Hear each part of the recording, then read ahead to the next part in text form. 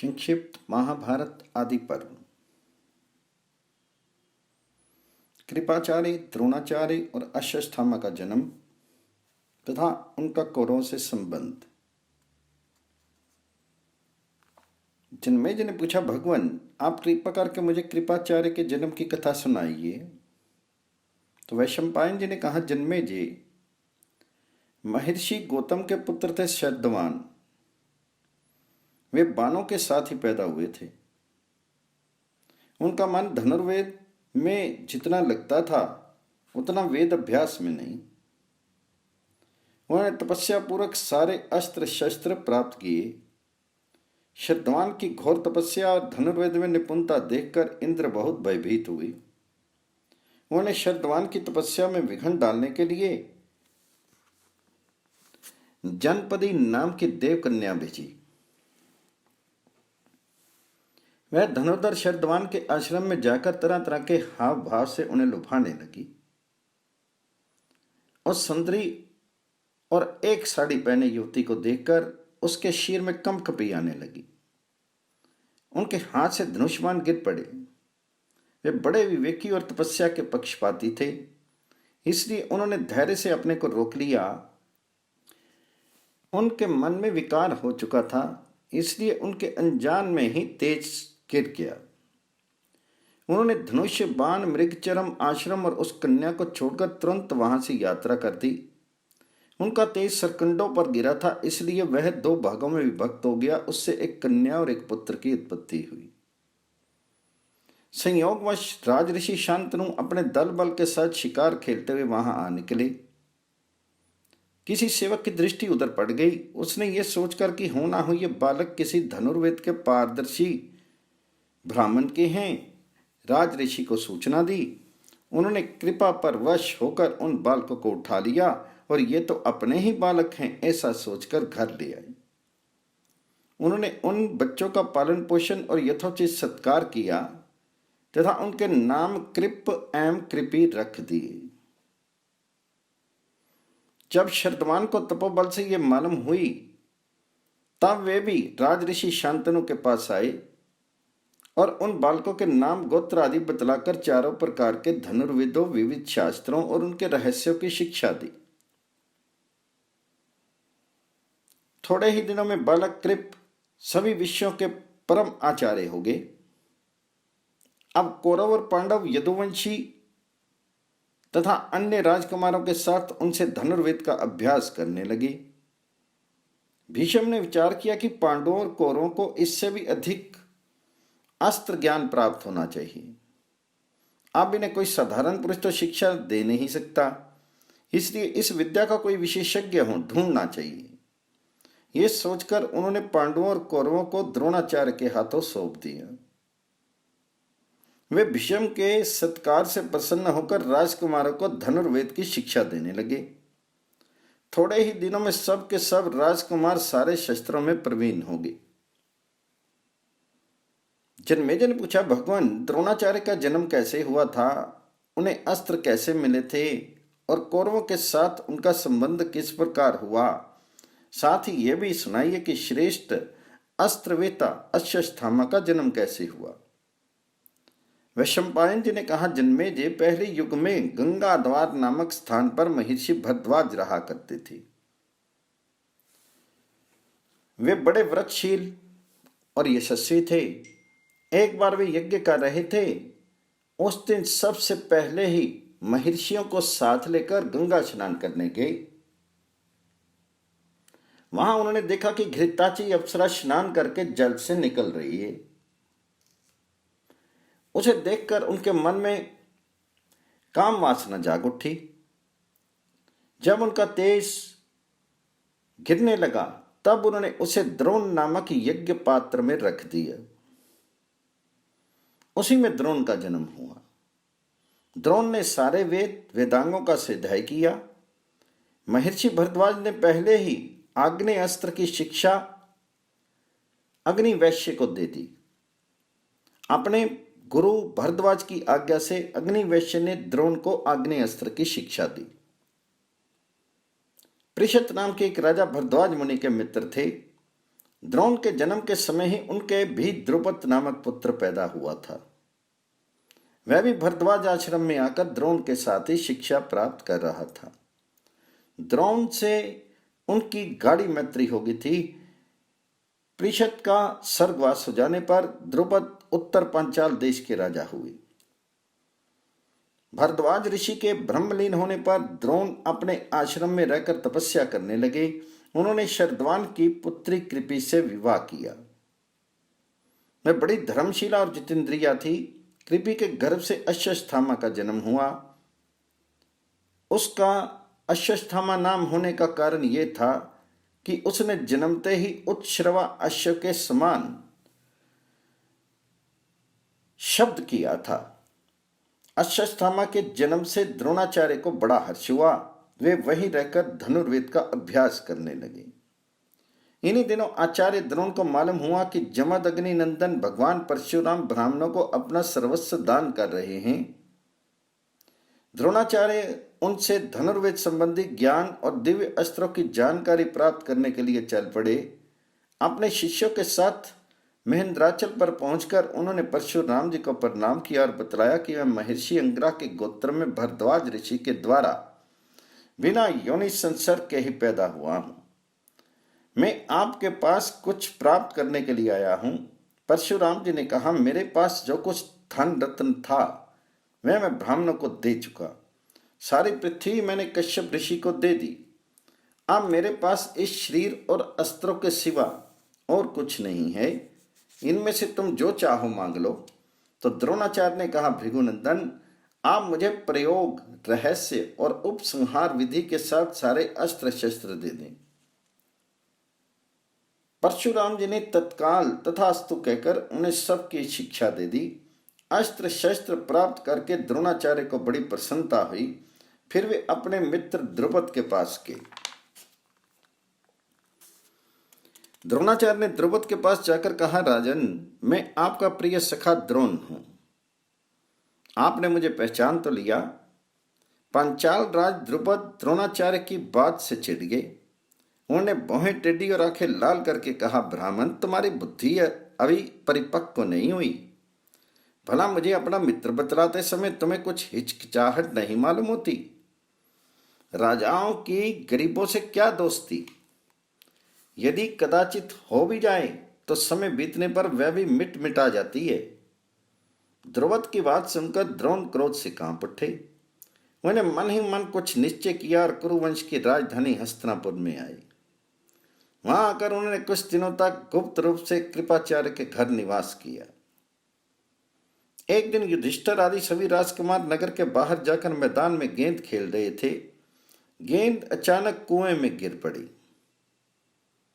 राजकुमार ने उसे निकालने का प्रयत्न तो किया, परंतु किसी प्रकार उन्हें सफलता नहीं मिली। वे कुछ सकचाकर एक दूसरे का मुंह ताकने लगे। इसी समय उनकी दृष्टि पास के ही एक ब्राह्मण पर पड़ी। उन्होंने अभी अभी नित्य कर्म समाप्त किया था। उनका शरीर दुर्बल और रंग सांवला था। सभी राजकुमार उन्हें घेर कर खड़े हो गए। ब्राह्मण ने राजकुमारों को उदास देखकर मुस्कुराते हुए कहा, राम राम। धिक्कार है तुम्हारे क्षत्रिय बल और अन्य अस्त्र कौशल पर। तुम लोग कुएं में से गेंद नहीं निकाल सकते। देखो, ये तुम लोगों की गेंद और अपनी ये अंगूठी अभी कुएं में से निकाल देता हूं। तुम लोग मेरे भोजन का प्रबंध कर दो। ये कहकर उन्होंने अपनी अंगूठी कुएं में डाल दी। युधिष्ठिर ने कहा, भगवान, आप कृपाचार्य की अनुमति मिल जाने पर श्रद्धा के लिए भोजन पा सकते हैं। अब द्रोणाचार्य ने कहा, देखो, ये एक मुट्ठी सीके हैं। इन्हें मैंने मंत्रों से अभिमंत्रित कर रखा है। मैं एक सींग से गेंद छेद देता हूं, फिर दूसरी सींकों से एक दूसरे को छेद कर तुम्हारी गेंद खींच लेता हूं। द्रोणाचार्य ने वैसा ही किया। राजकुमार के आश्चर्य की सीमा नहीं रही। उन्होंने कहा, भगवान, आप अपनी अंगूठी तो निकालिए। तो द्रोणाचार्य ने बाण का प्रयोग करके बाण सहित अपनी अंगूठी भी निकाल ली। अंगूठी निकली देखकर राजकुमार ने कहा, आश्चर्य है, आश्चर्य है, हमने तो ऐसी अस्त्र विद्या और कहीं नहीं देखी। आप कृपा करके अपना परिचय दीजिए और बताइए कि हम लोग आपकी क्या सेवा करें। तो द्रोणाचार्य ने कहा, तुम लोग ये सब बात भीष्म जी से कहना, वे मेरे रूप और गुण से मुझे पहचान जाएंगे। राजकुमारों ने नगर में लौटकर भीष्म पितामह से सारी बातें कही। वे ये सब सुनते ही समझ गए कि हो ना हो महारथी द्रोणाचार्य आगे हैं। उन्होंने निश्चय किया कि अब इन राजकुमारों को द्रोणाचार्य से ही शिक्षा दिलानी चाहिए।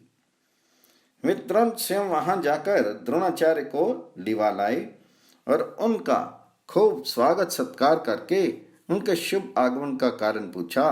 द्रोणाचार्य ने कहा, भीष्म जी, जिस समय मैं ब्रह्मचर्य का पालन करता हुआ शिक्षा प्राप्त कर रहा था, उसी समय पांचाल राज के पुत्र ध्रुवपद भी हमारे साथ धनुर्विद्या सीख रहे थे। हम दोनों में बड़ी मित्रता थी। उस समय वे मुझे प्रसन्न करने के लिए कहा करते थे कि जब मैं राजा हो जाऊंगा तब तुम मेरे साथ रहना। मैं सत्य शपथ करता हूं कि मेरा राज्य संपत्ति और सुख सब तुम्हारे अधीन होगा। उसकी ये प्रतिज्ञा स्मरण करके मैं बहुत प्रसन्न और प्रफुल्लित रहता था। कुछ दिनों के बाद मैंने शतवाहन की पुत्री कृपि से विवाह किया और उसके गर्भ से सूर्य के समान तेजस्वी अश्वत्थामा का जन्म हुआ। एक दिन की बात है, गोधन के धनी ऋषि कुमार दूध पी रहे थे। अश्वत्थामा उन्हें देखकर दूध पीने के लिए मचल गया और रोने लगा। उससे मेरी आंखों के सामने अंधेरा छा गया। यदि मैं किसी कम गाय वाले से गाय ले लेता तो उसके धर्म कर्म में अड़चन पड़ती। बहुत घूमने पर भी मुझे दूध देने वाली गाय नहीं मिल सकी। अब मैं लौट कर आया तब देखता हूं कि छोटे छोटे बच्चे आटे के पानी से अश्वत्थामा को ललचा रहे हैं और वह अज्ञान बालक उसे ही पीकर यह कहता हुआ नाच रहा है कि मैंने दूध पी लिया। अपने बच्चे की ये हंसी और दुर्दशा देखकर मेरे चित्त में बड़ा क्षोभ हुआ। मैंने सोचा, धिक्कार है मेरे इस दरिद्र जीवन को। मेरे धैर्य का बांध टूट गया। भीष्म जी, जब मैंने सुना कि मेरा प्रिय सखा द्रुपद राजा हो गया है तब मैं अपनी पत्नी और बच्चे के साथ प्रसन्नता पूर्वक उसकी राजधानी के लिए चल पड़ा। मुझे द्रुपद की प्रतिज्ञा पर विश्वास था, परंतु जब मैं द्रुपद से मिला तब उसने अपरिचित के समान कहा, ब्राह्मण देवता, अभी तुम्हारी बुद्धि कच्ची और लोक व्यवहार से अनभिज्ञ है। तुमने क्या ही बेधड़क कह दिया कि मैं तुम्हारा सखा हूं। अरे भाई, जो मिलते हैं वे बिछड़ते हैं। उस समय हम तुम दोनों समान थे, इसलिए मित्रता थी। अब मैं धनी हूं, तुम निर्धन हो। मित्रता का दावा बिल्कुल व्यर्थ है। तुम कहते हो कि मैंने राज्य देने की प्रतिज्ञा की थी, उसका मुझे तो कुछ भी स्मरण नहीं है। तुम चाहो तो एक दिन अच्छी तरह इच्छा अनुसार भोजन कर लो। वहां से चलते समय मैंने एक प्रतिज्ञा की है। द्रुपद के तिरस्कार से मेरा कलेजा जल रहा है। मैं अपनी प्रतिज्ञा शीघ्र ही पूर्ण करूंगा। मैं गुणवान शिष्यों को शिक्षा देने के उद्देश्य से यहां आया हूं। आप मुझसे क्या चाहते हैं? मैं आपकी क्या सेवा करूं? तो भीष्म पितामह ने कहा, अब आप अपने धनुष से डोरी उतार दीजिए और यहां रहकर राजकुमारों को धनुर्वेद और अस्त्र की शिक्षा दीजिए। कौरवों का धन, वैभव और राज्य आपका ही है। हम सब आपके आज्ञाकारी सेवक हैं। आपका शुभ आगमन हमारे लिए अहोभाग्य है। संक्षिप्त महाभारत के आदि पर्व में राजकुमारों की शिक्षा और परीक्षा तथा एकलव्य की गुरु भक्ति। वैशंपायन जी कहते हैं, जन्मेजय, द्रोणाचार्य भीष्म पितामह से सम्मानित होकर हस्तिनापुर में रहने लगे। भीष्म ने उन्हें दान अन्न से भरा एक सुंदर भवन रहने के लिए दिया। वे धृतराष्ट्र और पांडु के पुत्रों को शिष्य रूप में स्वीकार करके धनुर्वेद की विधि पूर्वक शिक्षा देने लगे। द्रोणाचार्य ने एक दिन अपने सभी शिष्यों को एकांत में बुलाकर कहा कि मेरे मन में एक इच्छा है। अस्त्र शिक्षा समाप्त होने के बाद क्या तुम लोग मेरी वह इच्छा पूरी करोगी? सभी राजकुमार चुप रह गए। अर्जुन ने बड़े उत्साह से आचार्य की कुछ इच्छा पूर्ण करने की प्रतिज्ञा की। द्रोणाचार्य बहुत प्रसन्न हुए। उन्होंने अर्जुन को हृदय से लगाया। उनकी आंखों में आनंद के आंसू छलक आए। द्रोणाचार्य अपने शिष्यों को तरह तरह के दिव्य और अलौकिक अस्त्रों की शिक्षा देने लगे। उस समय उनके शिष्यों से यदुवंशी तथा दूसरे देश के राजकुमार भी थे। सोत पुत्र के नाम से प्रसिद्ध कर्ण भी वहीं शिक्षा पा रहे थे। अर्जुन के मन में इस विषय की और बड़ी रुचि और लगन थी। वे द्रोणाचार्य की सेवा भी बहुत करते, इसलिए शिक्षा, बाहुबल और उद्योग की दृष्टि से समस्त शस्त्रों के प्रयोग, फुर्ती और सफाई में अर्जुन ही सबसे बढ़ चढ़कर निकले। द्रोणाचार्य अपने पुत्र अश्वत्थामा पर विशेष अनुराग रखते थे। उनने शिष्यों को पानी लाने के लिए जो बर्तन दिए थे, उनमें औरों के तो देर से भरते, लेकिन अश्वत्थामा का सबसे पहले ही भर जाता। इससे अश्वत्थामा सबसे पहले अपने पिता के पास पहुंचकर गुप्त रहस्य सीख लेता। अर्जुन ने वह बात पाड़ ली। अब वे वरुण अस्त्र से अपना बर्तन झटपट भरकर चटपट आचार्य के पास आ पहुंचते। इसी से उनकी शिक्षा दीक्षा गुरुपुत्र अश्वत्थामा से किसी भी अंश में कम नहीं हुई। एक दिन भोजन करते समय तेज हवा के कारण दीपक बुझ गया। अंधकार में भी हाथ को बिना भटके मुंह के पास जाते देखकर अर्जुन ने समझ लिया कि निशाना लगाने के लिए प्रकाश की आवश्यकता नहीं, केवल अभ्यास की है। वे अब अंधेरे में बाण चलाने का अभ्यास करने लगे। एक दिन रात में अर्जुन की प्रत्यंचा की टंकार सुनकर द्रोणाचार्य उनके पास आए और अर्जुन को हृदय से लगाकर कहा, बेटा, मैं ऐसा प्रयत्न करूंगा कि संसार में तुम्हारे समान और कोई धनुर्धर ना हो। यह बात मैं तुमसे सत्य सत्य कहता हूं। आचार्य ने सब राजकुमारों को हाथी, घोड़ों, रथ और पृथ्वी पर युद्ध, गदा युद्ध, तलवार चलाना, तोमर, प्राश, शक्ति आदि के प्रयोग एवं संकीर्ण युद्ध की शिक्षा दी। ये सब सिखाने में अर्जुन की और उनका विशेष ध्यान रहता था। द्रोणाचार्य के शिष्य शिक्षा कौशल की बात देश देशांतर में फैल गई। दूर दूर के राजा राजकुमार आने लगे। एक दिन निषादपति हिरण्य धनु का पुत्र एकलव्य भी अस्त्र शिक्षा प्राप्त करने के लिए उनके पास आया। परंतु द्रोणाचार्य ने यह सोचकर कि यह निषाद जाति का है, शिक्षा देना स्वीकार नहीं किया। वह लौट गया। वन में जाकर उसने द्रोणाचार्य की एक मिट्टी की मूर्ति बनाई और उसी में आचार्य भाव रखकर उत्कट श्रद्धा और प्रेम से नियमित रूप से अस्त्र अभ्यास करने लगा और अत्यंत निपुण हो गया। एक बार सभी राजकुमार आचार्य की अनुमति से शिकार खेलने के लिए वन में गए। राजकुमारों का सामान और एक कुत्ता साथ लिए एक अनुचर भी वन में चल रहा था।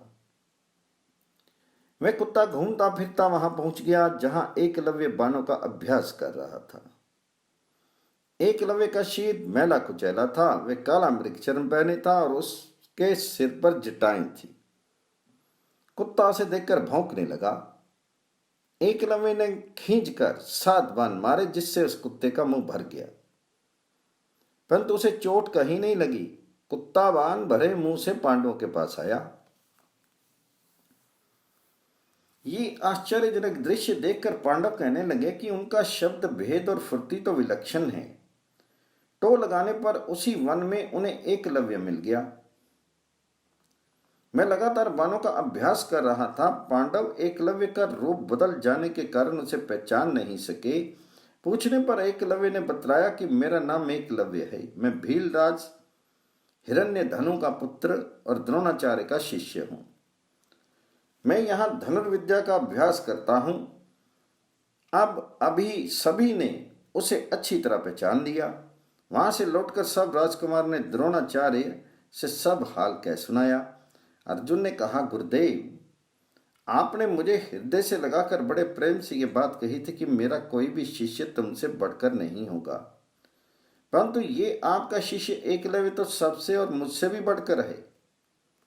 अर्जुन की बात सुनकर द्रोणाचार्य ने थोड़ी देर तक कुछ विचार किया और फिर उन्हें साथ लेकर उसी वन में गए। द्रोणाचार्य ने अर्जुन के साथ वहां पहुंचकर देखा कि जटावल्कल धारण किए एकलव्य बाण पर बाण चला रहा है। शीर पर मैल जम गया है, परंतु उसे इस बात का ध्यान नहीं है। आचार्य को देखकर एकलव्य उनके पास आया और चरणों में दंडवत प्रणाम किया। फिर वह उनकी विधि पूर्वक पूजा करके हाथ जोड़कर उनके सामने खड़ा हो गया और बोला, आपका शिष्य सेवा में उपस्थित है, आज्ञा कीजिए। तो द्रोणाचार्य ने कहा, यदि तू सचमुच मेरा शिष्य है तो मुझे गुरु दक्षिणा दे। एकलव्य को बड़ी प्रसन्नता हुई। उसने कहा, आज्ञा कीजिए, मेरे पास ऐसी कोई वस्तु नहीं जो मैं आपको ना दे सकूं। द्रोणाचार्य ने कहा, एकलव्य, तुम अपने दाहिने हाथ का अंगूठा मुझे दे दो। सत्यवादी एकलव्य अपनी प्रतिज्ञा पर डटा रहा और उसने उत्साह तथा प्रसन्नता से दाहिने हाथ का अंगूठा काटकर गुरुदेव को सौंप दिया। इसके बाद उसकी बाण चलाने की वह सफाई और फुर्ती नहीं रही। एक बार द्रोणाचार्य ने अपने शिष्यों की परीक्षा लेनी चाहिए। उन्होंने कारीगर से एक नकली गीध बनवाया और उसे कुमारों से छिपाकर एक वृक्ष पर टांग दिया। तदनंतर राजकुमारों से कहा, धनुष पर बाण चढ़ाकर तैयार हो जाओ, तुम्हें निशाना लगाकर उस गीध का सिर उड़ाना है। उन्होंने पहले युधिष्ठिर को आज्ञा दी। पूछा कि युधिष्ठिर, क्या तुम इस वृक्ष पर बैठे गीध को देख रहे हो? तो युधिष्ठिर ने कहा, जी मैं देख रहा हूं। द्रोण ने पूछा, क्या तुम इस वृक्ष को मुझे और अपने भाइयों को भी देख रहे हो? युधिष्ठिर बोले, जी हां, मैं इस वृक्ष को, आपको और अपने भाइयों को भी देख रहा हूं।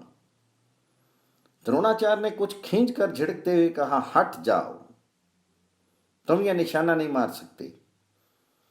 इसके बाद उन्होंने दुर्योधन आदि राजकुमारों को एक एक करके वहां खड़ा कराया और यही प्रश्न किया। उन सब ने वही उत्तर दिया जो युधिष्ठिर ने दिया। आचार्य ने सबको झिड़क कर वहां से हटा दिया। अंत में अर्जुन को बुलाकर उन्होंने कहा, देखो निशाने की ओर, चूकना मत। धनुष चढ़ाकर मेरी आज्ञा की बाट जो हो। क्षण भर ठहर कर आचार्य ने पूछा, क्या तुम इस वृक्ष को, गीध को और मुझे देख रहे हो? अर्जुन ने कहा, भगवान, मैं गीध के अतिरिक्त और कुछ नहीं देख रहा हूं। द्रोणाचार्य ने पूछा, ब्रह्म अर्जुन, भला बताओ तो गीध की आकृति कैसी है? अर्जुन बोले, भगवान, मैं तो केवल उसका सिर देख रहा हूं, आकृति का पता नहीं। द्रोणाचार्य का रोम रोम अनंत की बाढ़ से पुलकित हो गया। वे बोले, बेटा बाण चलाओ। अर्जुन ने तत्काल बाण से गीध का सिर काट गिराया। अर्जुन की सफलता देखकर आचार्य ने निश्चय कर लिया कि द्रुपद के विश्वासघात का बदला अर्जुन ही ले सकेगा। एक दिन गंगा स्नान करते समय मगर ने द्रोणाचार्य की जांघ पकड़ ली। द्रोण स्वयं उससे छूट सकते थे, फिर भी उन्होंने शिष्यों से कहा कि मगर को मारकर मुझे बचाओ। उनकी बात पूरी होने के पहले ही अर्जुन ने 5 पैने बाणों से पानी में डूबे मगर को भेद दिया और सभी राजकुमार हक्के बक्के होकर अपने अपने स्थान पर खड़े रहे। मगर मर गया और आचार्य की जांघ छूट गई।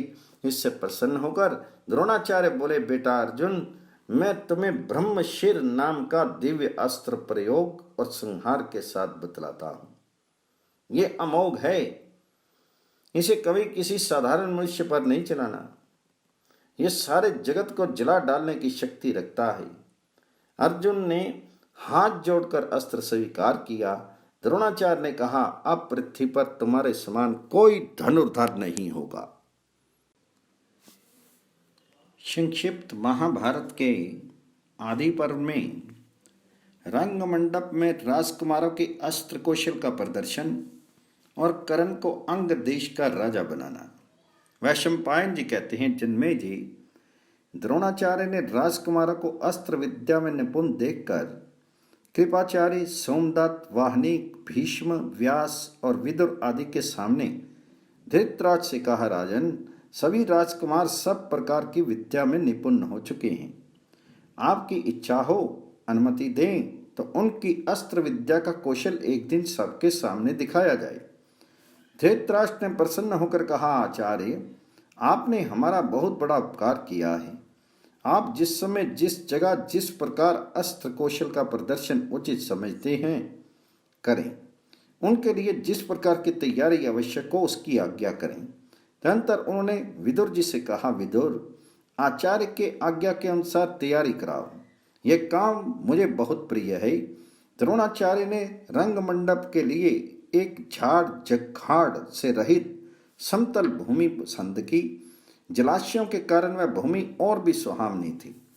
शुभ मुहूर्त में पूजा करके रंग मंडप की नींव डाली गई। रंग मंडप तैयार होने पर उसमें अनेकों प्रकार के अस्त्र शस्त्र टांगे गए और राजघराने के स्त्री पुरुषों के लिए उचित स्थान बनवाए गए। स्त्रियों और साधारण दर्शकों के स्थान अलग अलग थे। नियत दिन आने पर राजा धृतराष्ट्र भीष्म एवं कृपाचार्य के साथ वहां आए। चारों ओर मोतियों की झालरें लटक रही थी। साथ ही गंधारी, कुंती एवं बहुत सी राजपरिवार की महिलाएं भी अपनी अपनी दासियों के साथ आई। ब्राह्मण, क्षत्रिय, वैश्य आदि आकर यथास्थान बैठ गए। वहां की भीड़ उमड़ते समुद्र के समान जान पड़ी। बाजे बजने लगे। आचार्य द्रोण श्वेत वस्त्र, श्वेत यज्ञोपवीत और श्वेत पुष्पों की माला पहने अपने पुत्र अश्वत्थामा के साथ वहां आई। उनके सिर के और मूछ दाढ़ी के बाल भी श्वेत ही थे। द्रोणाचार्य ने समय के अनुसार देवताओं की पूजा करके विद्यज्ञ ब्राह्मणों से मंगल पाठ करवाया। राजकुमारों ने पहले धनुष बाण का कौशल दिखलाया। तदनंतर रथ, हाथी और घोड़ों पर चढ़कर अपनी अपनी युद्ध चातुरी प्रकट की। उन्होंने आपस में कुश्ती भी लड़ी।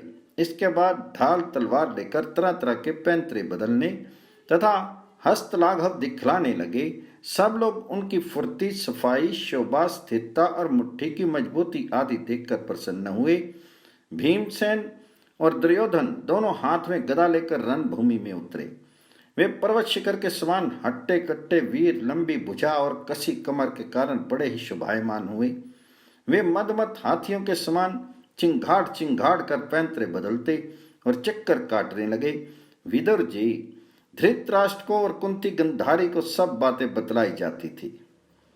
उस समय दर्शकों में दो दल हो गए। कुछ लोग भीमसेन की जय बोलते तो कुछ लोग राजा दुर्योधन की।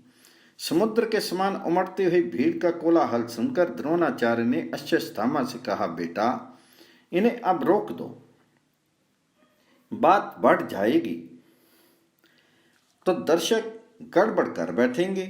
अश्वत्थामा ने उनकी आज्ञा का पालन किया। द्रोणाचार्य ने खड़े होकर बाजे बंद करवाए और गंभीर स्वर से कहा, अब आप लोग अर्जुन का अस्त्र कौशल देखें, ये मुझे सबसे अधिक प्यारे हैं।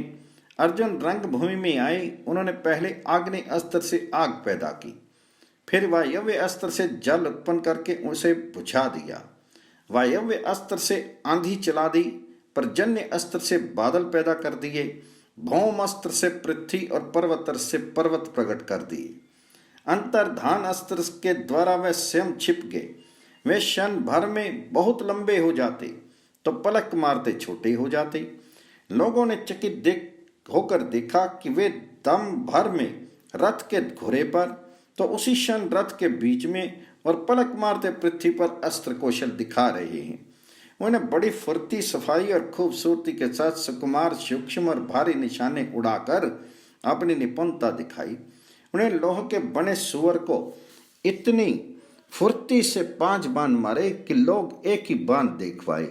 चंचल निशाने को भी भेदा। इसके बाद खड़ग युद्ध, गदा युद्ध और धनुर्युद्ध के अनेक पैंतरे तथा हाथ दिखलाए।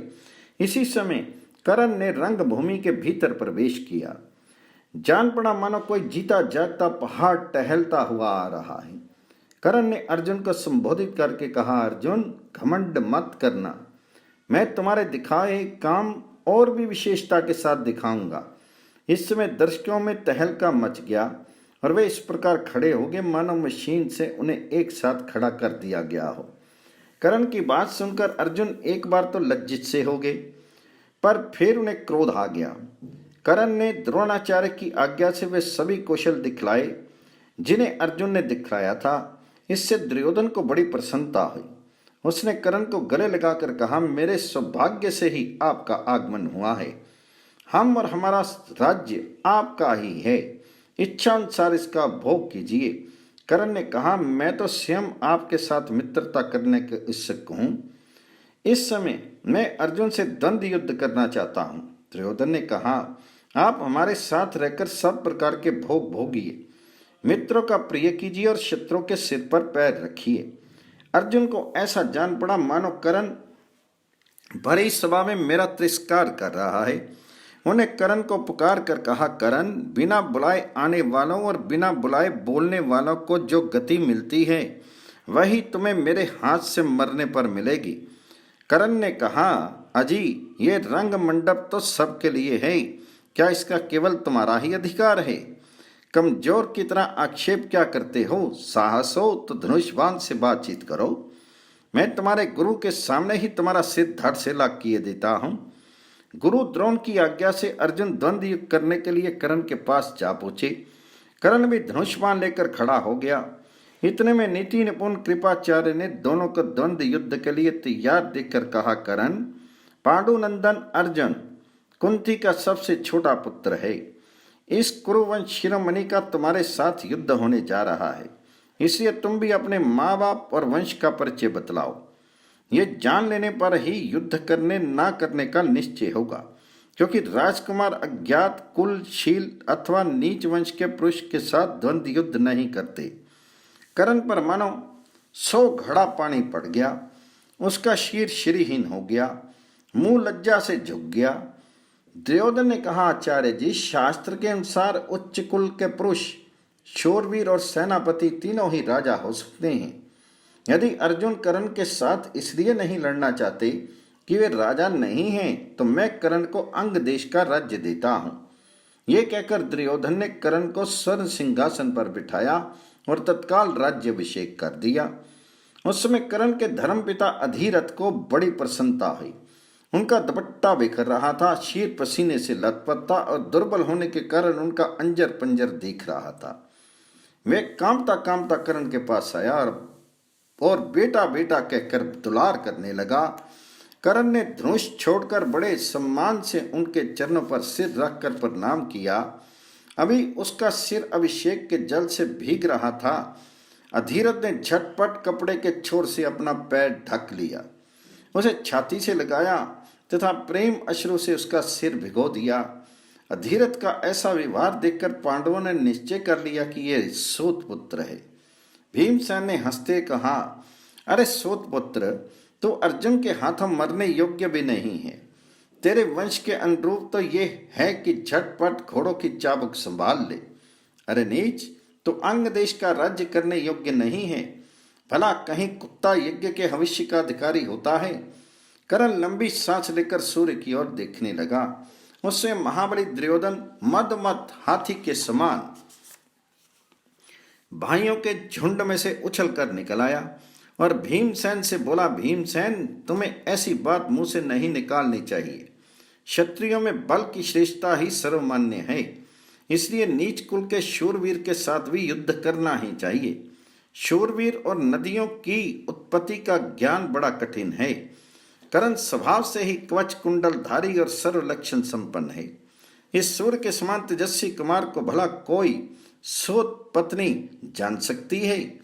कर्ण अपने बाहुबल तथा मेरी सहायता से केवल अंग देश का ही नहीं, सारी पृथ्वी का शासन कर सकता है। मेरा ये काम जिससे ना सहा जाता हो, वह रथ पर बैठकर धनुष पर डोरी चढ़ावे। सारे रंग मंडप में हाहाकार मच गया। अब तक सूर्यास्त हो गया था। दुर्योधन कर्ण का हाथ पकड़ कर वहां से बाहर निकल गया। द्रोणाचार्य, कृपाचार्य तथा भीष्म जी के साथ पांडव भी अपने अपने निवास स्थान पर चले गए। संक्षिप्त महाभारत आदि पर्व में द्रुपद का पराभव। वैशंपायन जी कहते हैं, जन्मे जी, जब द्रोणाचार्य ने देखा कि सभी राजकुमार अस्त्र विद्या के अभ्यास से पूर्णतः निपुण हो चुके हैं तब उन्होंने निश्चय किया कि अब गुरु दक्षिणा लेने का समय आ गया है। उन्होंने सब राजकुमारों को अपने पास बुलाकर कहा, तुम लोग पांचाल राज द्रुपद को युद्ध में पकड़ कर ले आओ। यही मेरे लिए सबसे बड़ी गुरु दक्षिणा होगी। सबने बड़ी प्रसन्नता से गुरुदेव की आज्ञा स्वीकार की और उनके साथ साथ शस्त्र धारण कर रथ पर सवार होकर द्रुपद नगर की यात्रा की। दुर्योधन, कर्ण, युयुत्सु, दुशासन और दूसरे राजकुमार पहले आक्रमण करके मैं पकड़ूंगा ऐसा निश्चय करके आपस में स्पर्धा करने लगी। उन्होंने क्रमशः देशों में और फिर राजधानी में प्रवेश किया। पांचाल राज द्रुपद ने बड़ी शीघ्रता से किले से बाहर निकलकर अपने भाइयों के साथ आक्रमणकारियों पर बाण वर्षा शुरू कर दी। अर्जुन ने दुर्योधन आदि कौरवों को बहुत घमंड करते देखकर पहले ही द्रोणाचार्य से कहा था, आचार्यगण, इन लोगों को पहले अपना पराक्रम दिखा लेने दीजिए। ये लोग पांचाल राज को नहीं पकड़ सकेंगे। इनके बाद हम लोगों की बारी आएगी। अर्जुन अपने भाइयों के साथ नगर से आधा कोस इधर ही ठहर गए थे। उधर द्रौपद ने अपने बाणों की बौछार से कौरवों की सेना को चकित कर दिया। वे इतनी फुर्ती और सफाई से बाण चला रहे थे कि कौरव भयवश उन्हें अनेक रूपों में दिखने लगे। जिस समय द्रुपद घमासान बाण वर्षा कर रहे थे, उस समय शंख, भैरी, मृदंग और सिंहनाद से सारी राजधानी गूंज उठी। धनुष की टंकार आकाश का स्पर्श करने लगी। इधर दुर्योधन, विकर्ण, सुबाहु और दुशासन आदि बाण चलाने में कोई कोर कसर नहीं रखते थे। द्रुपद अलाद चक्र की तरह घूम घूम कर अकेले ही सबका सामना कर रहे थे। उस समय पांचाल राज की राजधानी के सभी साधारण और असाधारण नागरिक, जिन्हें बच्चे, बूढ़े और स्त्रियां भी थी, लाठी, मूसल आदि लेकर निकल पड़े और बरसते हुए बादलों के समान कौरवों पर टूट पड़े। कौरवों की सेना पर ऐसी मार पड़ी कि वे उस भयंकर मार के सामने एक क्षण भी नहीं ठहर सके। रोते चिल्लाते पांडवों के पास भाग आए। कौरवों का कर्ण क्रंदन सुनकर पांडवों ने द्रोणाचार्य के चरणों में प्रणाम किया और रथ पर सवार हुए। अर्जुन ने युधिष्ठिर को रोक दिया। नकुल और सहदेव को अपने रथ के चक्कों का रक्षक बनाया। भीमसेन हाथ में भीषण गदा लेकर सेना के आगे आगे स्वयं चलने लगे। अभी द्रुपद आदि वीर कौरवों को हराकर हर्षनाद कर ही रहे थे कि अर्जुन का रथ दिशाओं को गुंजायमान करता हुआ वहां पर जा पहुंचा। भीमसेन दंडपानी कालचक्र के समान हाथ में गदा लेकर द्रुपद की सेना के भीतर घुस गए और गदा मार मार कर हाथियों के सिर तोड़ने लगे। उन्होंने हाथी, घोड़े, रथ और पैदल समस्त सेना को तहस नहस कर दिया। अर्जुन ने उस महान और विलक्षण युद्ध में बाणों की ऐसी झड़ी लगाई कि पंचाल राज की सारी सेना ढक गई। पहले सत्यजित ने अर्जुन पर बड़ा भीषण आक्रमण किया, परंतु अर्जुन ने थोड़ी ही देर में उसे युद्ध में विमुख कर दिया। इसके बाद अर्जुन ने द्रुपद का धनुष और ध्वजा काटकर जमीन पर गिरा दिए और 5 बाणों से 4 घोड़े तथा सारथी को मारा। अभी द्रुपद राज दूसरा धनुष उठाना ही चाहते थे कि अर्जुन हाथ में खड्ग लेकर अपने रथ से कूद पड़े और द्रुपद के रथ पर जाकर उन्हें पकड़ लिया। जब अर्जुन द्रुपद को लेकर द्रोणाचार्य के पास चले, तब सारे राजकुमार द्रुपद की राजधानी में लूटपाट मचाने लगे। अर्जुन ने कहा, भैया भीमसेन, राजा द्रुपद कौरवों के संबंधी हैं। इनकी सेना का संहार मत कीजिए, केवल गुरु दक्षिणा में द्रुपद को ही गुरु के अधीन कर दीजिए। यद्यपि भीमसेन अभी लड़ने से तृप्त नहीं हुए थे, फिर भी उन्होंने अर्जुन की बात मान ली और लौट आए। इस प्रकार पांडव द्रुपद को पकड़कर द्रोणाचार्य के पास ले आए। अब उनका घमंड चूर चूर हो चुका था, धन भी छिन गया था। वे सर्वथा द्रोणाचार्य के अधीन हो रहे थे। उनकी ये स्थिति देखकर आचार्य द्रोण बोले, द्रुपद, मैंने बलपूर्वक तुम्हारे देश और नगर को रोन डाला है। अब तुम्हारा जीवन तुम्हारे शत्रु के अधीन है। क्या तुम प्राणी मित्रता को चालू रखना चाहती हो? उन्होंने तनिक हंसकर और भी कहा, द्रुपद, तुम प्राणों से निराश मत हो। हम तो स्वभाव से ही क्षमाशील ब्राह्मण हैं। बचपन में हम लोग एक साथ खेला करते थे। वह प्रेम संबंध अब भी है राजन। मैं चाहता हूं कि हम लोग फिर वैसे ही मित्र बन जाएं। मैं तुम्हें वर देता हूं कि तुम आधे राज्य के स्वामी रहो। तुमने कहा था कि जो राजा नहीं है वह राजा का सखा नहीं हो सकता। इसलिए मैं भी तुम्हारा आधा राज्य लेकर राजा हो गया हूं। तुम गंगा जी के दक्षिण तट के राजा रहो और मैं उत्तर तट का। अब तुम मुझे अपना मित्र समझो। द्रौपद ने कहा, ब्राह्मण, आप जैसे पराक्रमी उदार हृदय महात्माओं के लिए ये कोई आश्चर्य की बात नहीं है।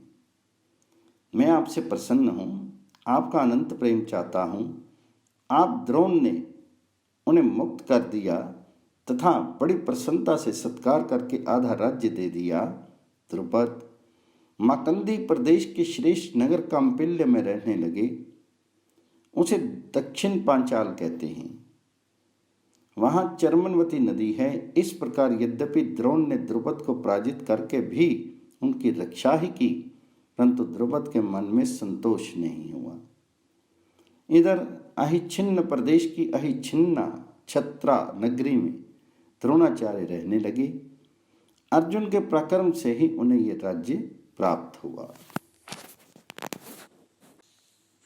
संक्षिप्त महाभारत के आदि पर्व में युधिष्ठिर का युवराज पद, उनके कुल प्रभाव की वृद्धि से धृतराष्ट्र को चिंता, कनक की कूटनीति। वैशंपायन जी कहते हैं, जन्मेजय, द्रौपद को जीत लेने के 1 वर्ष बाद राजा धृतराष्ट्र ने पांडुनंदन युधिष्ठिर को युवराज पद पर अभिषिक्त कर दिया। एक तो युधिष्ठिर में धैर्य, स्थिरता, सहिष्णुता, दयालुता, नम्रता और अविचल प्रेम आदि बहुत से लोकोत्तर गुण थे। दूसरे सारी प्रजा चाह रही थी कि युधिष्ठिर ही युवराज हो। युवराज होने के अनंतर थोड़े ही दिनों में धर्मराज युधिष्ठिर ने अपने शील, सदाचार और विचारशीलता के द्वारा प्रजा के हृदय पर अपने सद्गुणों की ऐसी छाप बिठा दी कि लोग उनके उदार चरित्र पिता को भी भूलने लगे। इधर भीमसेन ने बलराम जी से खड्ग, गदा और रथ के युद्ध की विशिष्ट शिक्षा प्राप्त की। युद्ध की शिक्षा पूरी हो जाने पर वे अपने भाइयों के अनुकूल रहने लगे। कई विशेष अस्त्र शस्त्रों के संचालन में, फुर्ती और सफाई में उन दिनों अर्जुन के समान कोई योद्धा नहीं था। द्रोणाचार्य का ऐसा ही निश्चय था। उन्होंने एक दिन कौरवों की भरी सभा में अर्जुन से कहा, अर्जुन देखो, मैं महर्षि अगस्त के शिष्य अग्निवैश्य का शिष्य हूं। उन्हीं से मैंने ब्रह्मशीर नामक अस्त्र प्राप्त किया था जो तुम्हें दे दिया। उसके जो नियम हैं वे तुम्हें बतला चुका हूं। अब मुझे तुम अपने भाई बंधुओं के सामने ये गुरुदक्षिणा दो कि यदि युद्ध में मेरा और तुम्हारा मुकाबला हो तो तुम मुझसे लड़ने में भी मत हिचकना। अर्जुन ने गुरुदेव की आज्ञा स्वीकार की और उनके चरणों का स्पर्श करके बाईं ओर से निकल गए। पृथ्वी में सर्वत्र ये बात फैल गई कि अर्जुन के समान श्रेष्ठ धनुर्धर और कोई नहीं है। भीमसेन और अर्जुन के समान ही सहदेव ने भी बृहस्पति से संपूर्ण नीति शास्त्र की शिक्षा ग्रहण की थी। अतिरथी नकुल भी बड़े विनीत और तरह तरह के युद्धों में कुशल थे। अर्जुन ने तो सौवीर देश के राजा दत्तामित्र को भी, जो बड़ा बली और मानी था, जिसने गंधर्वों का उपद्रव रहते हुए भी 3 वर्ष तक लगातार यज्ञ किया था और जिसे स्वयं राजा पांडु भी नहीं जीत सके थे, युद्ध में मार गिराया। इसके अतिरिक्त भीमसेन की सहायता से पूर्व दिशा और बिना किसी की सहायता के दक्षिण दिशा पर भी विजय प्राप्त कर ली। दूसरे राज्यों के धन वैभव कौरवों के राज्य में आने लगे। उनके राज्य की बड़ी वृद्धि हुई। देश देश में पांडवों की प्रसिद्धि हो गई और सब उनकी ओर आकर्षित होने लगे। ये सब देख सुनकर यकायक धृतराष्ट्र के भाव में परिवर्तन हो गया। दूषित भाव के उद्रेक के कारण वह अत्यंत चिंतित रहने लगा।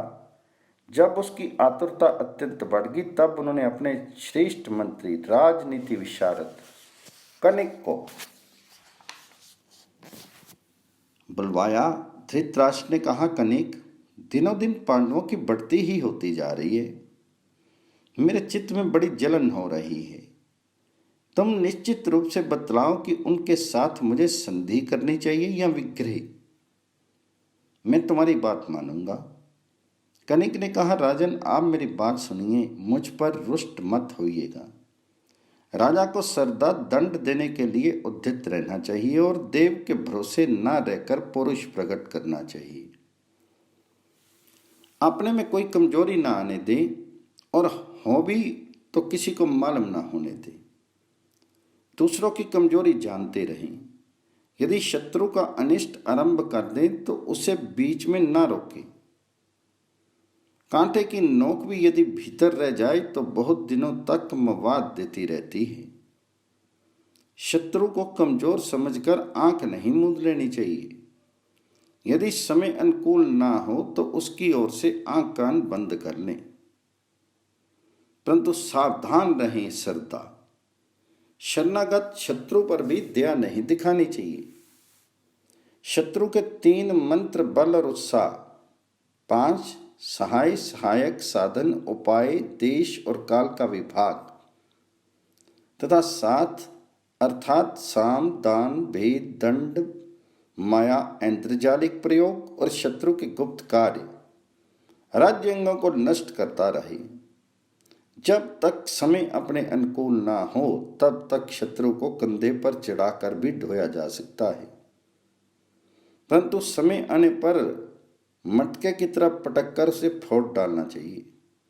साम, दान, दंड, भेद आदि किसी भी उपाय से अपने शत्रु को नष्ट कर देना ही राजनीति का मूल मंत्र है। तो धृतराष्ट्र ने कहा, कनिक, साम, दान, भेद अथवा दंड के द्वारा किस प्रकार शत्रु का नाश किया जाता है, ये बात तुम ठीक ठीक बतलाओ। तो कनिक ने कहा, महाराज, मैं आपको इस विषय में एक कथा सुनाता हूं। किसी वन में एक बड़ा बुद्धिमान और स्वार्थ कोविद गीदड़ रहता था। उसके 4 सखा थे, बाघ, चूहा, भेड़िया और नेवला। वो भी वहीं रहते थे। एक दिन उन्होंने एक बड़ा बलवान और हट्टा कट्टा हरिनों का सरदार देखा। पहले तो उन्होंने उसे पकड़ने की चेष्टा की, परंतु असफल रहे।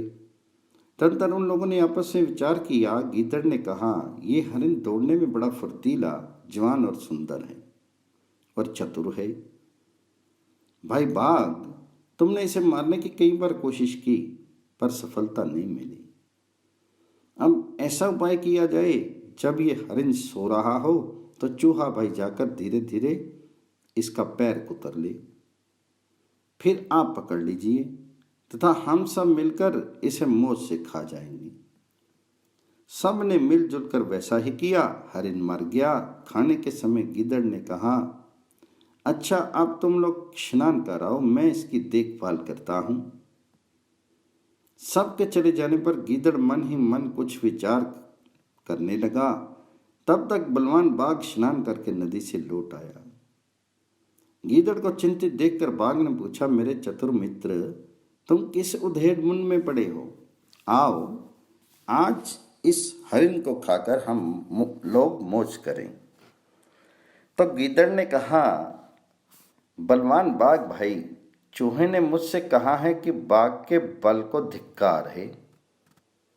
हरिन को तो मैंने मारा है, आज वह बाघ मेरी कमाई खाएगा। सो भाई, उसकी ये घमंड भरी बात सुनकर मैं तो अब हरिन को खाना अच्छा नहीं समझता। बाघ ने कहा, अच्छा, ऐसी बात है?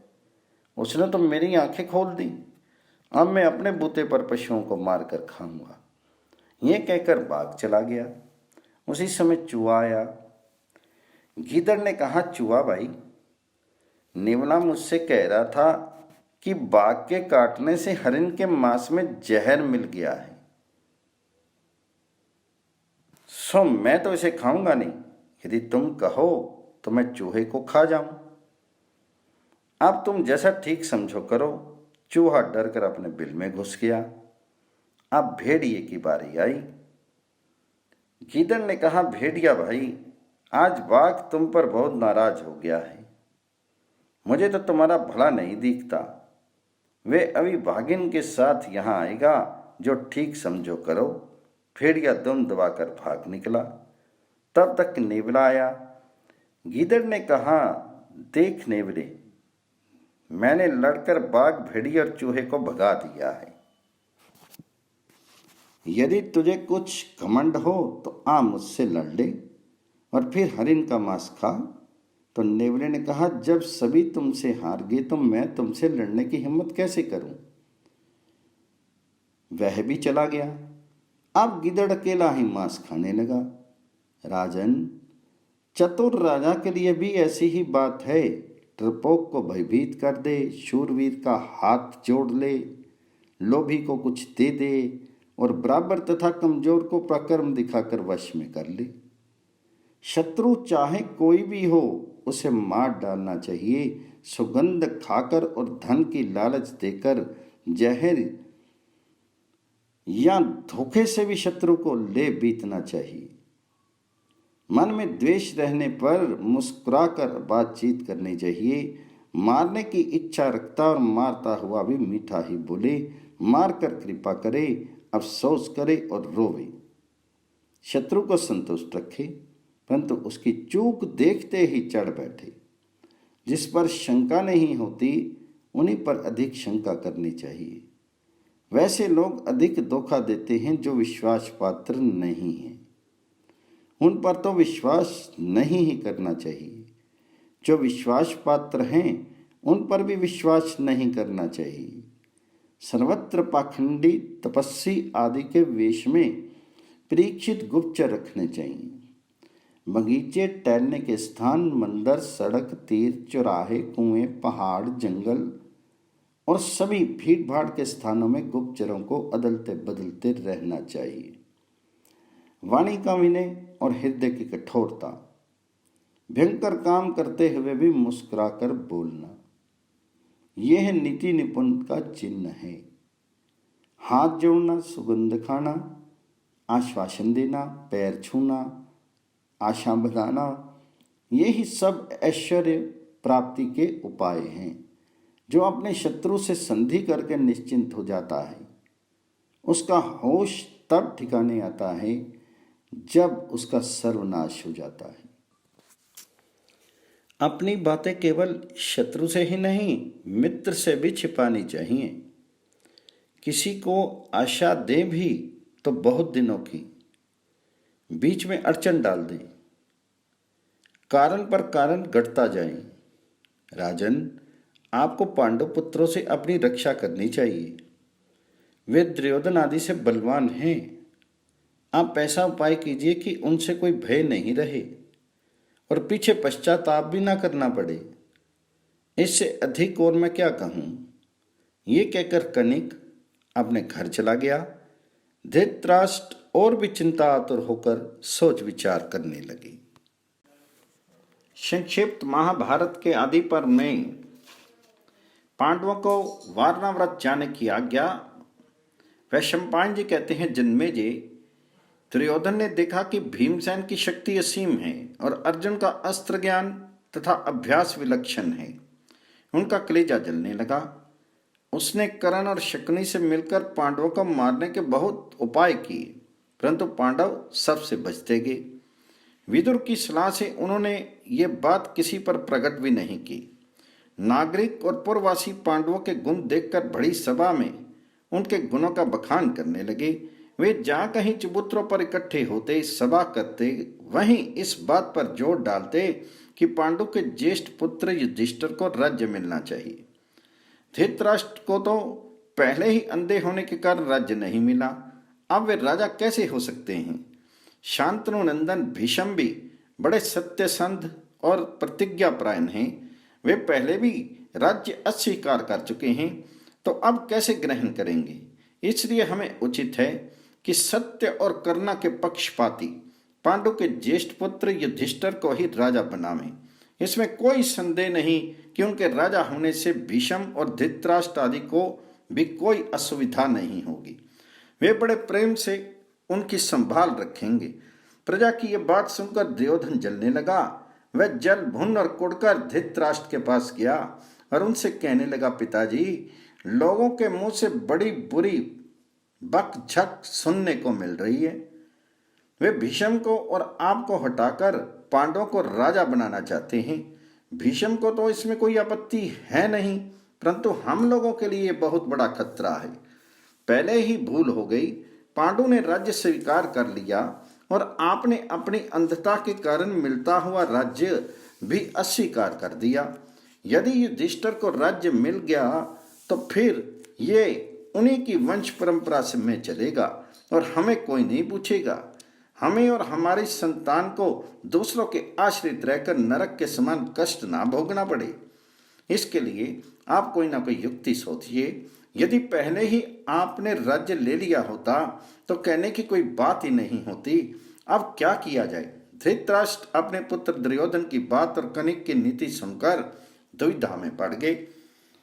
दुर्योधन ने कर्ण, शकुनी और दुशासन के साथ विचार करके धृतराष्ट्र से कहा, पिताजी, आपके सुंदर सी युक्ति सोचकर पांडवों को यहां से वारणावत भेज दीजिए। धृतराष्ट्र सोच विचार में पड़ गए। धृतराष्ट्र ने कहा, बेटा, मेरा भाई पांडु बड़े धर्मात्मा थे। सबके साथ और विशेष रूप से मेरे साथ वे बड़ा उत्तम व्यवहार करते थे। वे अपने खाने पीने की भी परवाह नहीं रखते थे। सब कुछ मुझसे कहते और मेरा ही राज्य समझते।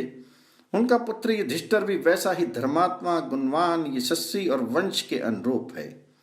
हम लोग बलपूर्वक उसे वंश परंपरागत राज्य से कैसे च्युत कर दें, विशेष करके जब उनके सहायक भी बहुत बड़े बड़े हैं। पांडु ने मंत्री, सेना और उनकी वंश परंपरा का खूब भरण पोषण किया है। सारे नागरिक युधिष्ठिर से संतुष्ट रहते हैं। वे बिगड़कर हम लोगों को मार डाले तो? दुर्योधन ने कहा, पिताजी, इस भावी आपत्ति के विषय में मैंने पहले ही सोच कर अर्थ और सम्मान के द्वारा प्रजा को प्रसन्न कर लिया है। वह प्रधानता हमारी सहायता करेगी। खजाना और मंत्री मेरे अधीन हैं। इस समय यदि आप नम्रता के साथ पांडवों को वर्णाव्रत भेज दें तो राज्य पर मैं पूरी तरह कब्जा कर लूंगा। इसके बाद वे आ जाएं तो कोई हानि नहीं। धृतराष्ट्र ने कहा, बेटा, मैं भी तो यही चाहता हूं, परंतु ये पापपूर्ण बात उनसे कहूं कैसे? भीष्म, द्रोण, कृपाचार्य और विदुर की इसमें सम्मति नहीं है। उनका कौरव और पांडवों पर समान प्रेम है। ये विषमता उन्हें अच्छी नहीं मालूम होगी। यदि हम ऐसा करेंगे तो हम पर उन कौरव महान भाव और जनता का कोप क्यों नहीं होगा? तो दुर्योधन ने कहा, पिताजी, भीष्म तो मध्यस्थ हैं। अश्वत्थामा मेरे पक्ष में है, इसलिए द्रोण उनके विरुद्ध नहीं जा सकते। कृपाचार्य अपनी बहन, बहनोई और भांजे को कैसे छोड़ेंगे? रहेगी बात विदुर की, वे छिपे छिपे पांडवों से मिले हैं, पर वे अकेले करेंगे क्या? इसलिए आप बिना शंका संदेह के कुंती और पांडवों को वारणाव्रत भेज दीजिए, तभी मेरी जलन मिटेगी। ये कहकर दुर्योधन तो प्रजा को प्रसन्न करने में लग गया और धृतराष्ट्र ने कुछ ऐसे चतुर मंत्रियों को नियुक्त किया जो वारणाव्रत की प्रशंसा करके पांडवों को वहां जाने के लिए उकसावें। कोई उस सुंदर और संपन्न देश की प्रशंसा करता तो कोई नगर की, कोई वहां के मेले का बखान करते नहीं अघाता। इस प्रकार वारणाव्रत नगर की बहुत प्रशंसा सुनकर पांडवों का मन कुछ कुछ वहां जाने के लिए उत्सुक हो गया। अवसर देखकर धृतराष्ट्र ने कहा, प्यारे पुत्रों, लोग मुझसे वारणाव्रत की बड़ी प्रशंसा करते हैं। यदि तुम लोग वहां जाना चाहते हो तो हो आओ। आजकल वहां मेले की बड़ी धूम है। देखो, वहां तुम लोग ब्राह्मणों और गवैयों को खूब दान देना तथा तेजस्वी देवताओं की तरह विहार करके फिर यहाँ लौट आना। युधिष्ठिर धृतराष्ट्र की चाल तुरंत समझ गए। उन्होंने अपने को असहाय देकर कहा, आपकी जैसी आज्ञा, हमें क्या आपत्ति है। उन्होंने कुरुवंश के वाहनिक, भीष्म, सोमदत्त आदि बड़े बूढ़ों, द्रोणाचार्य आदि तपस्वियों, ब्राह्मणों तथा गंधारी आदि माताओं से दीनतापूर्वक कहा, हम राजा धृतराष्ट्र की आज्ञा से अपने साथियों के सहित वारणाव्रत जा रहे हैं। आप लोग प्रसन्न मन से हमें आशीर्वाद दें कि वहां पाप हमारा स्पर्श नहीं कर सके। सब ने कहा, सर्वत्र तुम्हारा कल्याण हो, किसी से कोई अनिष्ट ना हो, मंगल हो। वैशंपायन जी कहते हैं, जन्मेजय, जब धृतराष्ट्र ने पांडवों को वर्णाव्रत जाने की आज्ञा दे दी, तब दुरात्मा दुर्योधन को बड़ी प्रसन्नता हुई। उसने अपने मंत्री पुरोचन को एकांत में बुलाया और उसका दाहिना हाथ पकड़कर कहा, भाई पुरोचन, इस पृथ्वी को भोगने का जैसा मेरा अधिकार है वैसा ही तुम्हारा भी है। तुम्हारे सिवा मेरा कोई विश्वास पात्र और सहायक नहीं है जिसके साथ मैं इतनी गुप्त सलाह कर सकूं।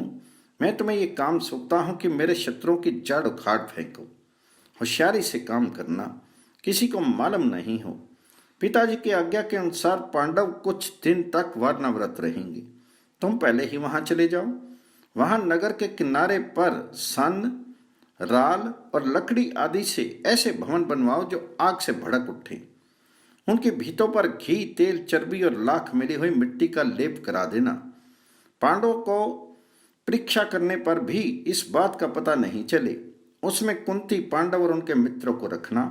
वहां दिव्य आसन, वाहन और शैया सजा देना। फिर वे विश्वासपूर्वक निश्चिंत होकर सो जाएं तो दरवाजे पर आग लगा देना। इस प्रकार जब वे अपने रहने के घर में ही चल जाएंगे तो हमारी निंदा भी नहीं होगी। पुरोचन ने वैसा करने की प्रतिज्ञा की और एक खच्चर जुती हुई तेज गाड़ी से वहां को चल दिया। वहां जाकर उसने दुर्योधन की आज्ञा के अनुसार महल तैयार करवाया। समय आने पर पांडवों ने यात्रा के लिए शीघ्रगामी और श्रेष्ठ घोड़ों को रथ में जुड़वाया। उन लोगों ने बड़े दीन भाव से बड़े बूढ़ों के चरणों का स्पर्श किया, छोटों का आलिंगन किया और फिर यात्रा की। उस समय कुरुवंश के बहुत से बड़े बूढ़े बुद्धिमान विदुर और सारी प्रजा युधिष्ठिर के पीछे पीछे चलने लगी। पांडवों को उदास देखकर निर्भय ब्राह्मणों ने आपस में कहा, राजा धृतराष्ट्र की बुद्धि मंद हो गई है, तभी तो वह अपने लड़कों का पक्षपात करते हैं। उनकी धर्म दृष्टि लुप्त हो रही है। पांडवों ने तो किसी का कुछ बिगाड़ा नहीं है। अपने पिता का ही राज्य उन्हें प्राप्त हो रहा है, फिर धृतराष्ट्र इसे भी क्यों नहीं सहते? पता नहीं धर्मात्मा भीष्म ये अन्याय कैसे सह रहे हैं। हम लोग ये सब नहीं चाहते, सह भी नहीं सकते। हम सब अब हस्तिनापुर को छोड़कर वहीं चलेंगे जहां राजा युधिष्ठिर रहेंगे। पूर्ववासियों की बात सुनकर तथा उनका दुख जानकर युधिष्ठिर ने कहा, पूर्ववासियों, राजा धृतराष्ट्र हमारे पिता परम मान्य और गुरु हैं। वे जो कुछ कहेंगे वे हम निशंक भाव से करेंगे। ये हमारी प्रतिज्ञा है। यदि आप लोग हमारे हितैषी और मित्र हैं तो हमारा अभिनंदन कीजिए और आशीर्वाद पूर्वक हमें दाहिने करके लौट जाइए। जब हमारे काम में कोई अड़चन पड़ेगी तब आप लोग हमारा प्रिय और हित कीजिएगा। युधिष्ठिर की धर्म संगत बात सुनकर सभी पूर्ववासी आशीर्वाद देते हुए उनकी प्रदक्षिणा करके नगर में लौट गए। सबके लौट जाने पर अनेक भाषाओं के ज्ञाता विदुर जी ने युधिष्ठिर से सांकेतिक भाषा में कहा, नित्यज्ञ पुरुष को शत्रु का मनोभाव समझाकर उससे अपनी रक्षा करनी चाहिए। एक ऐसा अस्त्र है जो लोहे का तो नहीं है परंतु शीर को नष्ट कर सकता है। यदि शत्रु के इस दाव को कोई समझ ले तो वह मृत्यु से बच सकता है। आग घास फूस और सारे जंगल को जला डालती है परंतु बिल में रहने वाले जीव उससे अपनी रक्षा कर लेते हैं। यही जीवित रहने का उपाय है। अंधे को रास्ता और दिशाओं का ज्ञान नहीं होता। बिना धैर्य के समझदारी नहीं आती। मेरी बात को भली भांति समझ लो। शत्रुओं के दिए हुए बिना लोहे के हथियार को जो स्वीकार करता है वह शाही के बिल में घुसकर आग से बच जाता है। घूमने फिरने से रास्ते का ज्ञान हो जाता है। नक्षत्रों से दिशा का पता लग जाता है। जिनकी पांचों इंद्रियां वश में हैं, शत्रु उनकी कुछ भी हानि नहीं कर सकते। विदुर का संकेत सुनकर युधिष्ठिर ने कहा, मैंने आपकी बात भली भांति समझ ली। विदुर हस्तिनापुर लौट आए। ये घटना फागुन शुक्ल पक्ष की अष्टमी रोहिणी नक्षत्र की है। वैशंपायन जी कहते हैं, जन्मेजय, पांडवों के शुभ आगमन का समाचार सुनकर वर्णाव्रत के नागरिक शास्त्र विधि के अनुसार मंगलमयी वस्तुओं की भेंट लेकर प्रसन्नता और उत्साह के साथ सवारियों पर चढ़कर उनकी अगवानी के लिए आए। उनके जय जयकार और मंगल ध्वनि से दिशाएं गूंज उठी। प्रवासियों के बीच में युधिष्ठिर ऐसे जान पड़ते थे मानो स्वयं देवराज इंद्र हों। स्वागत करने वालों का अभिनंदन करके माता कुंती के साथ पांडवों ने वारणावत नगर में प्रवेश किया। उन्हें पहले वेद पाठी कर्मकांडी ब्राह्मणों से मिलकर फिर क्रमशः नगर के अधिकारी योद्धा वैश्य और शूद्रों से भेंट की। प्रोचन ने उनके लिए नियत वास स्थान पर आदर के साथ उन्हें ठहराया और भोजन पलंग आसन आदि सामग्रियों से उन्हें संतुष्ट करने की चेष्टा की। पांडव लोग सुखपूर्वक वहां रहने लगे। पूर्ववासियों की भीड़ प्राय लगी ही रहती। 10 दिन बीत जाने पर प्रोचन ने पांडवों को से उस सुंदर नाम वाले किंतु अमंगल भवन की चर्चा की। उनकी प्रेरणा से पांडव सामग्रियों के साथ जाकर वहां रहने लगे। धर्मराज युधिष्ठिर ने उस घर को चारों ओर से देखकर भीमसेन से कहा, भाई भीम, देखते हो ना, इस घर का एक एक कोना आग भड़काने वाली सामग्री से बना है। घी, लाख और चर्बी की मिश्रित गंध से यही प्रमाणित होता है। शत्रु के कारीगरों ने बड़ी चतुराई से सन, राल, मूंज, घास, बांस आदि को घी से तर करके इसका निर्माण किया है। निश्चय ही प्रोचन का विचार है कि जब हम लोग इसमें बेखटके रहने लगे तब वे आग लगाकर इसे जला दे। विदुर ने पहले ये बात टाल दी थी, तभी तो उन्होंने हमें स्नेहवश इसकी सूचना दे दी। भीमसेन ने कहा, भाई जी, यदि ऐसी बात है तो हम लोग अपने पहले ही स्थान पर क्यों ना लौट चलें। तो युधिष्ठिर ने कहा, भैया भीम, हमें बड़ी सावधानी के साथ अपनी जानकारी छिपाकर यहीं रहना चाहिए। हमारे चेहरे मोहरे या रंग ढंग से किसी को शंका संदेह ना हो। हम लोग निकलने की घात ढूंढ लें। यदि हमारी भाव भंगी से प्रोचन को पता चल गया तो वह बलपूर्वक भी हमें जला सकता है। उसे लोक निंदा अथवा अधर्म की परवाह नहीं है। यदि हम मर ही गए तो फिर पिता में भीष्म तथा दूसरे लोग कौरवों पर किस लिए रुष्ट होंगे या उन्हें रुष्ट करेंगे। उस समय का क्रोध भी तो व्यर्थ ही जाएगा। यदि हम डर कर यहाँ से भागेंगे तो दुर्योधन अपने गुप्तचरों से पता लगाकर हमें मरवा डालेगा। इस समय वह अधिकारी है, उसके पास सहायक और खजाना है। हमारे पास तीनों ही बातें नहीं हैं। आओ हम लोग यहाँ रहकर वन में खूब घूमे फिरें, रास्तों का पता लगा रखें।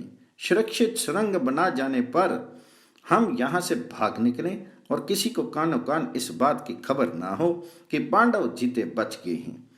भीमसेन ने बड़े भाई की बात मान ली। एक सुरंग खोदने वाला विदुर का बड़ा विश्वास पात्र था। उसने पांडवों के पास आकर कहा, मैं खुदाई के काम में बड़ा निपुण हूँ। विदुर की आज्ञा से आपके पास आया हूँ, आप मुझ पर विश्वास कीजिए। विदुर ने संकेत के तौर पर मुझे बतलाया है कि चलते समय मैंने युधिष्ठिर से मलेच्छ भाषा में कुछ कहा था और उन्होंने मैंने आपकी बात बड़ी भांति समझ ली, ये कहा था। पुरोचन जल्दी ही आग लगाने वाला है, मैं आपकी क्या सेवा करूं। युधिष्ठिर ने कहा, भैया, मैं तुम पर पूरा विश्वास करता हूं। हमारे जैसे हित चिंतक विदुर हैं वैसे ही तुम भी हो। हमें अपना ही समझो और जैसे वे हमारी रक्षा करते हैं वैसे ही तुम भी करो। इस आग के भय से तुम हमें बचा लो। इस घर में चारों ओर ऊंची दीवारें हैं, एक ही दरवाजा है। तब सुरंग खोदने वाला कारीगर युधिष्ठिर को आश्वासन देकर खाई की सफाई करने के बहाने अपने काम पर डट गया। उसने उस घर के बीचों बीच एक बड़ी भारी सुरंग बनाई और जमीन के बराबर ही किवाड़ लगा दिए। प्रोचन उस मंगल महल के दरवाजे पर ही सरदा रहता था, कहीं वह आकर देख न ले, इसलिए सुरंग का मुंह बिल्कुल बंद रखा गया। पांडव अपने साथ शस्त्र रखकर बड़ी सावधानी से उस महल में रात बिताते थे। दिन भर शिकार खेलने के बहाने जंगलों में घूमा करते। विश्वास न होने पर भी ऐसी ही चेष्टा करते मानो पूरे विश्वासी हैं। उस खोदने वाले कारीगर के अतिरिक्त पांडवों की इस स्थिति का पता किसी को नहीं था। प्रोचन ने देखा 1 वर्ष के लगभग हो गया, पांडव इसमें बड़े विश्वास से निशंक रह रहे हैं। उसे बड़ी प्रसन्नता हुई। उसकी प्रसन्नता देखकर युधिष्ठिर ने भाइयों से कहा, पापी प्रोचन समझ रहा है कि ये ठग लिए गए, ये भुलावे में आ गए हैं, अतः अब यहां से निकल चलना चाहिए। शस्त्रागार और प्रोचन को भी जलाकर अलक्षित रूप से भाग निकलना चाहिए। एक दिन कुंती ने दान देने के लिए ब्राह्मण भोजन कराया। बहुत सी स्त्रियां भी आई थी। जब सब खा पी कर चले गए तब संयोगवश एक भील की स्त्री अपने 5 पुत्रों के साथ वहां भोजन मांगने के लिए आई। वे सब शराब पीकर मस्त से, इसलिए बेहोश होकर लाक्षा भवन में ही सो रहे। सब लोग सो चुके थे। आधी रात चल रही थी, आंधी चल रही थी, भयंकर अंधकार था। भीमसेन उस स्थान पर पहुंचे जहां प्रोचन सो रहा था। भीमसेन ने पहले उस मकान के दरवाजे पर आग लगाई और फिर चारों तरफ आग भभका दी। बात की बात में विकराल लपटें उठने लगी। पांचों भाई अपनी माता के साथ सुरंग में घुस चले। जब आग की असहाय गर्मी और उत्कट उजेला चारों ओर फैल गया और इमारत के चटचटाने तथा गिरने से धाएं धाएं ध्वनि होने लगी, तब पूर्ववासी जगकर वहां दौड़े आए। उस घर की भयानक दुर्दशा देखकर सब कहने लगे कि दुरात्मा दुर्योधन की प्रेरणा से प्रोचन ने यह जाल रचा होगा। हो ना हो ये उसी की करतूत है। धृतराष्ट्र की इस स्वार्थपरता को धिक्कार है। हाय हाय, उन्होंने सीधे और सच्चे पांडवों को जलाकर मार डाला। प्रोचन को भी अच्छा फल मिला। वह निर्दयी भी इसी में जलकर राख का ढेर हो गया। इस तरह वारणावृत के नागरिक रोते कलते रात भर उस महल को घेरे रहे। पांडव माता कुंती को साथ लिए सुरंग से बाहर एक वन में निकले। सब चाहते थे कि यहां से जल्दी भाग चलें, परंतु नींद और डर के मारे सब लाचार थे। माता कुंती के कारण फुर्ती से चलना असंभव हो रहा था। तब भीमसेन माता को कंधे पर और नकुल से देव को गोद में बिठाकर युधिष्ठिर और अर्जुन को दोनों हाथों का सहारा देते जल्दी जल्दी ले चले। उस समय भीमसेन बड़ी तेज गति से चलकर गंगा जी के तट पर पहुंच गए। वैशंपायन जी कहते हैं, जन्मेजय उसी समय विदुर का भेजा हुआ एक विश्वास पात्र मनुष्य पांडवों के पास आया।